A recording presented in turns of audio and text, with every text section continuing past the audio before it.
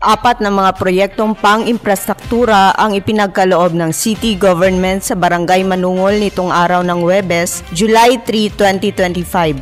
Kabilang sa mga proyektong ito ang road concreting sa Purok 2A at Purok 4B na nagkakahalaga ng mahigit sa 25 million pesos at 2.2 million pesos halaga ng box culvert sa Purok 2A Mangostin. Pagtupad ito sa nauna nang ipinangako ni City Mayor Attorney Jose Paulo Evangelista na ang proyektong ito ay para sa mga mamamayan ng Manungol na matagal nang nagtitiis sa lubak na daan at mga pagbaha sa nakalipas na mga taon. Dagdag pa ng alkalde, ang perang ginamit sa mga proyektong ito ay mula sa bulsa ng mga taxpayers, kaya hiling niya na ingatan at pahalagahan ang mga ito.